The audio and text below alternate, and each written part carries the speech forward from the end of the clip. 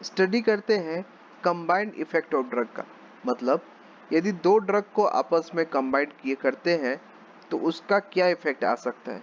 तो दो तरह के इफेक्ट आ सकते हैं, पहला सिनर्जिज्म और दूसरा है एंटागोनिज्म। मतलब दो ड्रग्स को आपस में कंबाइंड करेंगे तो या तो वो एक दूसरे के इफेक्ट को काउंटरएक्ट करेंगे या फिर वो एक दूसरे के इफेक्ट को बढ़ाएंगे या एक दूसरे के इफेक्ट को आपस में जोड़ेंगे। तो देखते हैं सबसे पहले सिनर्जिज्म क्या होता है। सिनर्जिज्म कहते हैं टुगेदर, और अर्गोन का मतलब वर्क, मतलब साथ में काम करना। एक ड्रग जो होता है वो दूसरे ड्रग के एक्शंस को फैसिलिटेट करेगा, बढ़ाएगा या इंक्रीज करेगा, और ये दोनों जो होता है सेम डायरेक्शन में वर्क करता है। सपोज करो कि ड्रग ए कोई एंटीबायोटिक्स है और ड्रग बी भी कोई एंटीबायोटिक्स है, दोनों को हमने कंबाइंड किया तो दोनों का इफेक्ट जो है ज़्यादा प्रोड्यूस होगा। इसमें हम देखेंगे कि ड्रग्स कोई इनएक्टिव भी होता है जिसे हम अकेले देते हैं, लेकिन यदि दूसरे ड्रग के साथ देते हैं तो वो दूसरे एक्शंस को बढ़ा देता है। तो यहाँ हम देखते हैं कुछ एग्जांपल। सिनर्जिज्म को भी फिर अगेन दो भागों में बांटा गया, एडिटिव और सुप्राएडिटिव। सुप्राएडिटिव को ही हम लोग पोटेंशिएशंस के नाम से भी जानते हैं। अब बात करते हैं एडिटिव सिनर्जिज्म की। यहाँ हम बात करेंगे दो ड्रग्स को जो कि सेम डायरेक्शंस में एडअप किया जाता है और साइड इफेक्ट ईच कंपोनेंट का एक दूसरे से डिफर है। ये हम देखेंगे कॉम्बिनेशन बेटर टॉलरेंस होता है, higher dose of one component to another. तो इफेक्ट देखेंगे ए प्लस बी जो है वो इक्वल होगा effect of A plus effect of B. मतलब ड्रग ए हमने दिया है, इसका कुछ इफेक्ट होगा, ड्रग बी का इफेक्ट भी 50% है, ड्रग ए का इफेक्ट भी 50% है। अब हमने ड्रग ए और बी दोनों को साथ में कंबाइन किया है तो इफेक्ट 100% आएगा। या इसे ऐसे समझे कि ड्रग ए का इफेक्ट 25% है, ड्रग बी का इफेक्ट 25% है, दोनों को हमने कंबाइन के एक साथ कंज्यूम किया। मतलब ड्रग ए और ड्रग बी को अब साथ में कंज्यूम किया, जो पहले हमने अलग अलग कंज्यूम कर रहे थे अब साथ में कंज्यूम किया तो ये 100% रिस्पॉन्स देगा। तो effect of drug A plus B equal to effect of A plus effect of B. Synergistic additive synergism का एग्जांपल है एस्प्रिन और पैरासिटामोल, जो कि एनाल्जेसिक्स और एंटीपायरेटिक्स इफेक्ट को प्रोड्यूस करता है। नाइट्रस ऑक्साइड और ईथर का कॉम्बिनेशन जो कि जनरल एनेस्थेसिया को प्रोड्यूस करता है। एफेड्रिन और थियोफाइलिन का कॉम्बिनेशन जो कि ब्रोंकोडायलेटर प्रोड्यूस करता है। और सल्फाडाइजिन, सल्फामेराजिन और सल्फामेथाजिन का कॉम्बिनेशन जो कि एंटीबैक्टीरियल माना जाता है। अब बात करते हैं पोटेंशिएशंस की या सुप्राएडिटिव की। इसमें देखेंगे इफेक्ट ऑफ कॉम्बिनेशन जो है वो ग्रेटर होता है इंडिविजुअल इफेक्ट ऑफ इफेक्ट से। ये हम देखेंगे कि effect of A plus effect of B is greater than effect of A plus B, sorry effect of A plus B is greater than effect of A plus effect of B. अब हम समझते हैं इसका क्या फंडा होता है। यहाँ देखेंगे effect of A, active drug जो है यदि हम उसे देते हैं तो हमारे शरीर में बहुत सारे एंजाइम्स है जो उस ड्रग्स को डिग्रेडेट कर देते हैं, उसे खराब कर देते हैं, उसका मेटाबॉलिज्म कर देते हैं। इसके लिए हमने क्या किया, एक दूसरा ड्रग बनाया ड्रग बी। ड्रग बी क्या करता है, ड्रग ए की रक्षा करता है। ड्रग बी का कोई भी इफेक्ट नहीं होता। जैसे हम बात करें एंटीबायोटिक्स की, तो एंटीबायोटिक्स होता है जो बैक्टीरिया को किल करने के लिए किल करने के लिए या फिर उनके ग्रोथ को रोकने के लिए जाना जाता है। लेकिन सपोज करो हमने यहाँ पे एक ड्रग्स लिया है, जिसे हम देखते हैं लीवोडोपा को। तो लीवोडोपा जो है एक मेन ड्रग है। कार्बिडोपा और बेंजराजाइड जो है इसका कोई भी इफेक्ट नहीं होता बॉडी पे, ये सिर्फ लीवोडोपा के मेटाबॉलिज्म को रोकता है। तो हम देखेंगे लीवोडोपा में पेरिफेरल बहुत सारी एंजाइम्स होता है जो कि लीवोडोपा का मेटाबॉलिज्म करता है।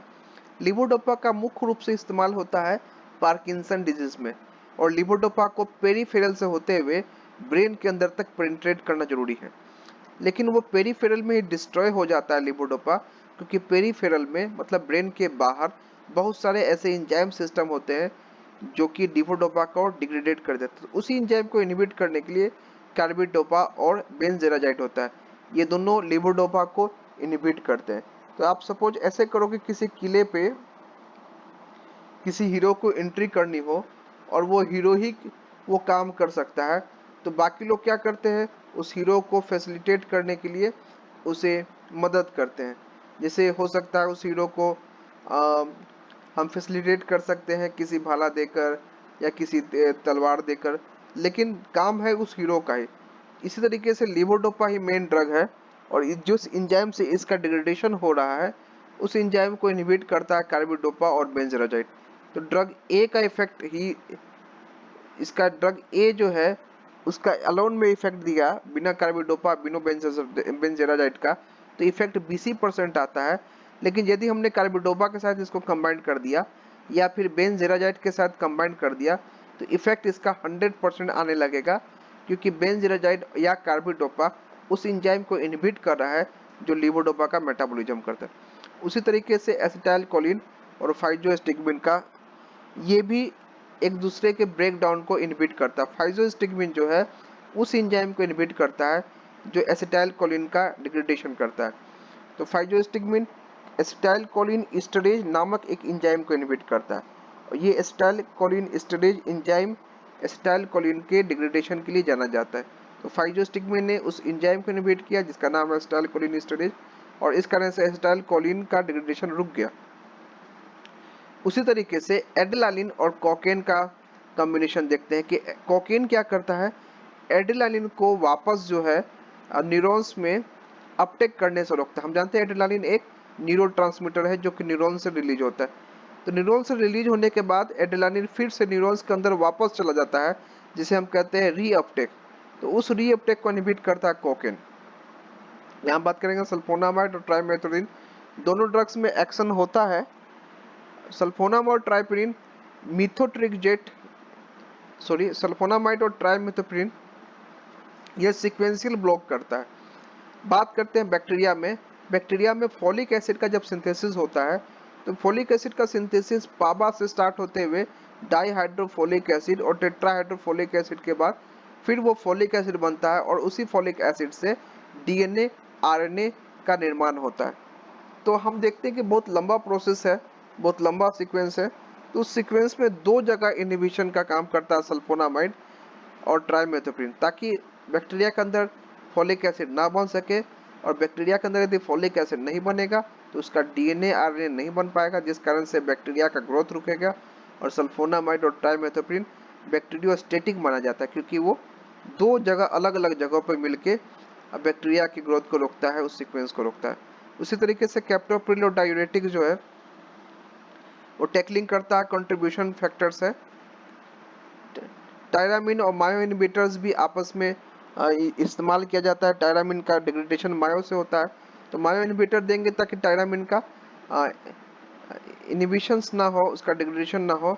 ये सुप्राडेटिव या पोटेंशिएशन होता है, मतलब ड्रग इफेक्ट ऑफ ड्रग ए का कुछ होगा लेकिन इफेक्ट ऑफ बी का कोई भी इफेक्ट नहीं है, ये सिर्फ ए के इफेक्ट को बढ़ाने का काम करता है।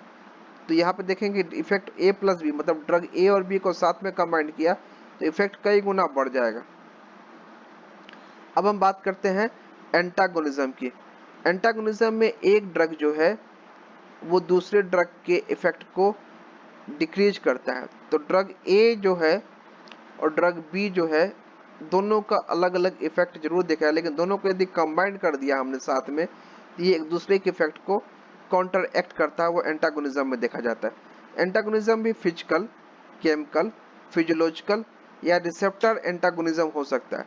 जो रिसेप्टर से एंटागोनिज्म होता है उसे एंटागोनिस्ट कहते हैं, जो कि हमने पिछले लेक्चर्स में पढ़ा हुआ है। फिजिकल एंटागोनिस्ट की बात करेंगे जिससे चारकोल एल्कलॉइड पॉइजनिंग में, सपोज करो किसी ने पॉइजन कंज्यूम कर लिया है तो चारकोल, जो कि एक कोयले का ही स्वरूप माना जाता है, एक्टिवेटेड चारकोल को उसे कंज्यूम किया जाता है, पानी में मिला के चारकोल को उसे पिलाया जाता है। वो चारकोल एब्जॉर्ब कर लेता है पॉइजन को आपके इंटेस्टाइन में, और वहां से एब्जॉर्ब नहीं होने देता है, इंटेस्टाइन में जाके एडजॉर्ब मतलब अपने पे चिपका लेता है पॉइजन को, और फिर सुबह सुबह वो फीसेस के थ्रू, मल त्याग के थ्रू बाहर निकल जाता है। तो ये फिजिकल प्रॉपर्टी हुआ जहाँ पे एंटागोनिज्म हुआ। केमिकल में देखेंगे कि ड्रग को इनएक्टिवेट किया जाए, जैसे KMNO4 एक ऑक्सीडाइजिंग एजेंट है जिसे गैस्ट्रिक लेवाज में इस्तेमाल करते हैं पॉइजनिंग में। सपोज करो हमने किसी पॉइजन को कंज्यूम कर लिया, जैसे कि मॉर्फिन जैसा एक पॉइजन हो गया, तो हमने क्या किया फिर, मॉर्फिन के इफेक्ट को काउंटरएक्ट करने के लिए हमने गैस्ट्रिक लेवाज किया है KMNO4 के साथ। KMNO4 एक ऑक्सीडाइजिंग एजेंट है और उसने पॉइजन को जाकर ऑक्सीडाइज किया है ताकि पॉइजन का इफेक्ट जो है खत्म हो जाए। उसी तरीके से टेनिन और अल्कलॉइड का इस्तेमाल करते हैं insoluble alkaloid Tenet formation. Chelate agent भी कॉम्प्लेक्स बनाता है मेटल्स के साथ, तो मेटल्स आयंस के साथ भी हमारा कभी कभी पॉइजनिंग होता है, उसके लिए भी हम लोग चिलेट एजेंट का इस्तेमाल करते हैं। उसी तरीके से nitrates, methaemoglobin which react with the cyanide radicals, ये हम देखेंगे नाइट्राइट्स का भी इस्तेमाल करते हैं जो मिथग्लोबिन के साथ रिएक्ट करता है और साइनाइड रेडिकल्स बनाता है, तो यहाँ पे केमिकल एंटागोनिज्म हो रहा है। फिर हम कभी कभी देखेंगे ये एंटागोनिज्म हमें शरीर के बाहर भी देखने को मिलेगा। जैसे सपोज करो थायोपेंटेन सोडियम नामक एक ड्रग्स है जो कि इंजेक्टेबल आइटम में आता है और सक्सिनिल कोलाइन भी पेरेंटल प्रिपरेशन है। हम दोनों को कभी कोशिश करते हैं एक दूसरे को साथ में देने का, तो देखेंगे कि रिएक्शन हो जाता है आपके सिरिंज में ही। तो इन दोनों को साथ में कभी नहीं कंबाइन करना चाहिए सिरिंज देते वक्त या इंजेक्शन देते वक्त। या पेनिसिलिन जी सोडियम या सक्सिनिल कोलिन क्लोराइड को कभी भी साथ में एक ही सिरिंज में कभी भी कंबाइन करके नहीं दिया जाता है। या हेपेरिन और पेनिसिलिन के साथ टेट्रासाइक्लिन नहीं दिया जाता है, या हेपेरिन के साथ पेनिसिलिन नहीं दिया जाता है, हेपेरिन के साथ टेट्रासाइक्लिन, हेपेरिन के साथ स्ट्रेप्टोमाइसिन या हेपेरिन के साथ हाइड्रोकोर्टिसोन एक ही सिरिंज में कभी भी नहीं दिया जाता है, क्योंकि उस सिरिंज में दोनों के बीच में एंटागोनिज्म होगा, वो एक दूसरे के इफेक्ट को कॉन्ट्रैक्ट करेगा, ड्रग ए और ड्रग बी के इफेक्ट को कॉन्ट्रैक्ट करेगा। तो फिजियोलॉजिकल एंटागोनिज्म में ड्रग एक्सर्ट करता है फार्माकोलॉजिकल इफेक्ट अपोजिट डायरेक्शंस में। यहाँ पर दो डिफरेंट मैकेनिज्म या रिसेप्टर से हम देखेंगे फिजियोलॉजिकल रिसेप्टर एंटागोनिज्म क्या होता है। सपोज करो हिस्टामिन और एड्रेनालिन, ये ब्रोंकियल मसल्स और बीपी पे एक्शन देता है। तो हिस्टामिन यदि ब्रोंकियल मसल्स को इंक्रीज करता है, एड्रेनालिन भी ब्रोंकियल मसल को इंक्रीज करता है, लेकिन दोनों का अलग अलग रिसेप्टर है। हिस्टामिन जहाँ पे हिस्टामिन रिसेप्टर से बाइंड करेगा ब्रोंकियल मसल में कॉन्ट्रैक्शन करेगा, इस तरह से एड्रेनालिन भी अपने रिसेप्टर पे बाइंड करेगा एड्रेनर्जिक रिसेप्टर पे और ब्रोंकियल मसल्स में कॉन्ट्रैक्शन करेगा। या हिस्टामिन ब्लड प्रेशर को इंक्रीज करता है, हिस्टामिन रिसेप्टर से बाइंड करने के बाद एड्रेनालिन जो है वो एड्रेनर्जिक रिसेप्टर से बाइंड करने के बाद ब्लड प्रेशर को इंक्रीज करेगा। मतलब दोनों ड्रग्स का अपना अपना रिसेप्टर है, काम एक है। ये क्या करेगा, एक दूसरे के इफेक्ट को एंटागोनिज्म करेगा। मतलब हिस्टामिन यदि मसल में कॉन्ट्रैक्शन करता है तो एड्रेनालिन इफेक्ट नहीं दे पाएगा, एड्रेनालिन मसल में कॉन्ट्रैक्शन करने लगता है तो हिस्टामिन अपना इफेक्ट नहीं दे पाएगा, क्योंकि दोनों एक साथ इफेक्ट देंगे तो मसल में एक्सेस कॉन्ट्रैक्शन होगा या ब्लड प्रेशर जो एक्सेस हाई हो जाएगा, तो वो एक दूसरे के इफेक्ट को कॉन्ट्रैक्ट करते हैं। उसी तरीके से हाइड्रोक्लोरोथायजाइड और ट्राईएमिट्रिन, ये दोनों को दोनों डायूरेटिक्स है जो कि यूरिन के आउटफ्लो को बढ़ाता है। तो ये भी देखेंगे पोटेशियम एक्सक्रीशन में ये दोनों एक दूसरे का कॉन्ट्रैक्ट करेगा। उसी तरीके से ग्लूकागोन और इंसुलिन जो है ब्लड शुगर लेवल को में देखेंगे एक दूसरे के इफेक्ट को कॉन्ट्रैक्ट करेगा। ये फिजियोलॉजिकल एंटागोनिज्म हो गया। रिसेप्टर एंटागोनिज्म की बात की थी कि रिसेप्टर एंटागोनिज्म में एंटागोनिस्ट का कंसेप्ट आता है, वो एंटागोनिस्ट जो रिसेप्टर से बाइंड कर जाता है लेकिन कोई भी रिस्पॉन्स प्रोड्यूस नहीं करता है, उसको कहते हैं रिसेप्टर एंटागोनिज्म। तो यहाँ हम देखेंगे कॉम्पिटिटिव और नॉन कॉम्पिटिटिव के बीच में एक रिएक्शंस कैसे होता है, कॉम्पिटिटिव और कैसा नॉन कॉम्पिटिटिव। यहाँ देखेंगे एगोनिस्ट जब हमने अकेले दिया है उसका इफेक्ट, और यहाँ देखेंगे एगोनिस्ट के साथ साथ हमने कॉम्पिटिटिव एंटागोनिज्म दिया है तो इफेक्ट जो है वो थोड़ा देर के पास दिखेगा एगोनिस्ट का। तो यहाँ देखते हैं कि ये ग्राफ जो है आगे की तरफ बढ़ जाता है यदि एगोनिस्ट के साथ हमने एंटागोनिस्ट भी दिया। तो यहाँ पे देखेंगे नॉन कॉम्पिटिटिव का ग्राफ कैसा आएगा। ये जो पहला ग्राफ है वो कॉम्पिटिटिव का दिखा रहा है, मतलब रिसेप्टर एक ही है, उस रिसेप्टर पहले एगोनिस्ट बाइंड किया होता है, फिर हमने एंटागोनिस्ट साथ में दिया तो एगोनिस्ट को एंटागोनिज्म को रिप्लेस करने में कुछ समय लग गया और ग्राफ आगे की तरफ चला, मतलब साइट एक ही है। नॉन कॉम्पिटिटिव में देखेंगे कि एगोनिस्ट और एंटागोनिस्ट जो है अलग अलग साइड पे बाइंड करते हैं, तो ग्राफ कुछ इस तरीके से आएगा, जहाँ पे हम देखेंगे कि ग्राफ बिल्कुल अलग तरीके से आएगा। यहाँ पर ग्राफ एक ही आता है लेकिन ग्राफ जो है सिर्फ एक्स एक्सिस के साइड में आगे की तरफ झुक जाता है। यहाँ पे ग्राफ एक्स एक्सिस की साइड में आगे में थोड़ा झुका भी है लेकिन इसका एफिकेसी जो है वो डिक्रीज होता हुआ दिखेगा। तो अब देखेंगे एगोनिस्ट अलोन और एगोनिस्ट एंटागोनिस्ट, ये अलग ग्राफ है। यहाँ पर एंटागोनिस्ट जो है वो रिसेप्टर पे बाइंड तो कर रहा है, लेकिन उस साइड पे नहीं जहाँ एगोनिस्ट बाइंड होता है, बल्कि उस साइड पे जहाँ एगोनिस्ट बाइंड नहीं होता है। जबकि इसमें देखेंगे एगोनिस्ट और एंटागोनिस्ट दोनों को दोनों जो है सेमी रिसेप्टर पे बाइंड होता है, सेमी जगह एक्टिव साइड पे बाइंड होता है। तो जैसे ही ये ग्राफ जो है आगे की तरफ रिप्लेस हो जाता है। तो यहाँ देखते हैं हम कंपैरिजन करके देखेंगे कॉम्पिटिटिव और नॉन कॉम्पिटिटिव एंटागोनिज्म में। कॉम्पिटिटिव में इक्विलिब्रियम अचीव होता है, जबकि नॉन कॉम्पिटिटिव में इक्विलिब्रियम जैसा कोई कंसेप्ट नहीं होता है। कॉम्पिटिटिव में एगोनिस्ट बाइंड करेगा सेम रिसेप्टर से, जबकि यहाँ पे एगोनिस्ट बाइंड करेगा सेम रिसेप्टर पे ही, लेकिन साइट इसका अलग होगा। यहाँ पे एंटागोनिस्ट सेम रिसेप्टर पे और सेम साइट पे बाइंड करता है। तो रिसेप्टर का वो जगह जो कि एगोनिस्ट के लिए होता है वही एंटागोनिस्ट के लिए भी होगा। एंटागोनिस्ट केमिकली रिजेंबल होता है एगोनिस्ट से, जबकि नॉन कॉम्पिटिटिव में एंटागोनिज्म जो होता है, एंटागोनिस्ट और एगोनिस्ट दोनों अलग अलग होता है स्ट्रक्चर वाइज भी। यहाँ पे पैरेलल राइट वार्ड शिफ्ट होता है एगोनिस्ट का डीआरसी, यहाँ देखेंगे कि पैरेलल और राइट वार्ड शिफ्ट हो गया, थोड़ा आगे की तरफ राइट साइड में शिफ्ट होता है डीआरसी कर्व। यहाँ पे फ्लैटन होता है डीआरसी, यहाँ देखेंगे कि डीआरसी का ग्राफ जो है वो फ्लैट हो गया है। तो यहाँ पे हम देख सकते हैं, यहाँ पे same maximum response can be attend by the increasing dose of the agonist.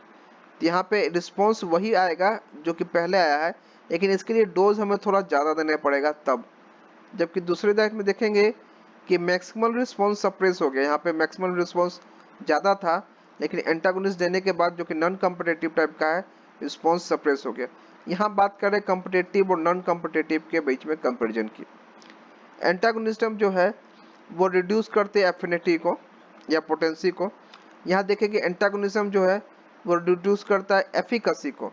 तो एक साइड में कॉम्पिटिटिव एंटागोनिज्म पोटेंसी को रिड्यूस करता हुआ देखा जाता है, जबकि नॉन कॉम्पिटिटिव एंटागोनिज्म जो होता है एफिकेसी को अफेक्ट करता हुआ देखा जाता है। कॉम्पिटिटिव या इक्विलिब्रियम एंटागोनिज्म में देखेंगे कि intensity of response depend upon the concentration of both और एगोनिस्ट और antagonist, but in case of non competitive response depend only on the concentration of the antagonist. यहाँ देखेंगे कि एगोनिस्ट का कंसंट्रेशन यदि ज़्यादा है या एंटागोनिस्ट का कंसंट्रेशन ज़्यादा है, उस पर डिपेंड करेगा इंटेंसिटी क्या आ गई। यदि हमने बात करो कि एगोनिस्ट का कंसंट्रेशन बढ़ाते जाएंगे तो ग्राफ जो है वो जल्दी बनेगा, और एगोनिस्ट का कंसंट्रेशन कम है तो ग्राफ उतना ही दूर बनेगा। तो यहाँ पे ये दूसरा ग्राफ एगोनिस्ट और एंटागोनिस्ट दोनों को दर्शा रहा है, दिखाता है कि एगोनिस्ट और एंटागोनिस्ट का कंसंट्रेशन के बाद ये ग्राफ कैसे बनेगा। यदि एगोनिस्ट ज़्यादा है तो ग्राफ उतना ही नज़दीक बनेगा, एगोनिस्ट यदि कम है, एंटागोनिस्ट ज़्यादा है तो ग्राफ उतना ही दूर बनेगा, राइट वार्ड बनेगा। तो यहाँ हमने एक कंपेरिजन किया है कॉम्पिटिटिव और नॉन कॉम्पिटिटिव एंटागोनिज्म का। लेते हैं थोड़ा सा विश्राम और फिर हम बात करेंगे नेक्स्ट चैप्टर की तरफ।